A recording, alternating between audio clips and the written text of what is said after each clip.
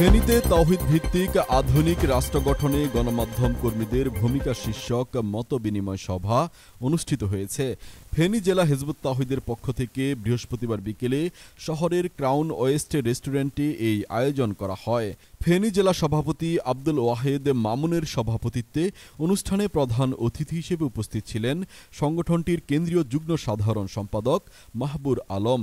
এ সময় মুখ্য আলোচক হিসেবে বক্তব্য রাখেন সংগঠনটির কেন্দ্রীয় শিক্ষা ও প্রশিক্ষণ বিষয়ক উপসম্পাদক রাকিব আল হাসান।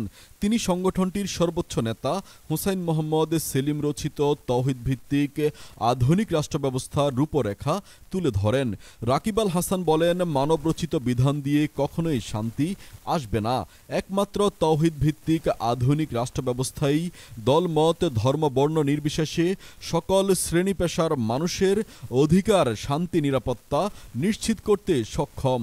গত 53 বছরে 17 বার সংবিধানে সংশোধনী আনা হয়েছে, বহু নির্বাচন হয়েছে, নতুন নতুন আইন প্রণয়ন করা হয়েছে, কিন্তু জাতির একটা সংকটেরও টেকসই সমাধান হয়নি। মূলত মানবরচিত জীবন ব্যবস্থা দিয়ে কোনো ব্যক্তি বা দল যতই চেষ্টা করুক সকল প্রচেষ্টা ব্যর্থ হবে। তিনি আরও বলেন, ব্রিটিশ উপনিবেশিক যুগের প্রবর্তিত বিধিবিধান ও সিস্টেমেই আমাদের দেশ চলছে, আর সময়ের সাথে পাল্লা দিয়ে অন্যায় অবিচার অশান্তি বেড়েই চলেছে। যুগের পর যুগ আমরা মানবরচিত বিধানের মাসুল দিচ্ছি। অন্যদিকে আল্লাহর দেওয়া জীবন ব্যবস্থা প্রতিষ্ঠা করে রসুল সাল্লাল্লাহু আলাইহি সাল্লাম এমন নিরাপদ সমাজ গঠন করেছিলেন যে একা একজন নারী রাতের অন্ধকারে নির্ভয়ে শত শত মাইল পথ হেঁটে যেত।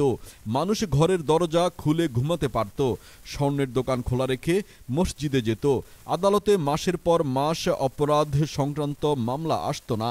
সেই শান্তিপূর্ণ জীবন ব্যবস্থার আধুনিক রূপ তুলে ধরা হয়েছে তাওহীদ ভিত্তিক আধুনিক রাষ্ট্র ব্যবস্থা গ্রন্থে।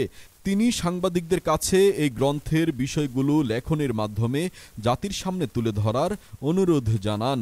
হিজবুত তাওহীদের সদস্য তারিকুল ইসলাম সোহেলের সঞ্চালনায় অনুষ্ঠানে বিশেষ অতিথি হিসেবে উপস্থিত ছিলেন ফেনী জেলা হিজবুত তাওহীদের উপদেষ্টা নুরুল আফসার সোহাগ সহ বিভিন্ন পর্যায়ের নেতৃবৃন্দ।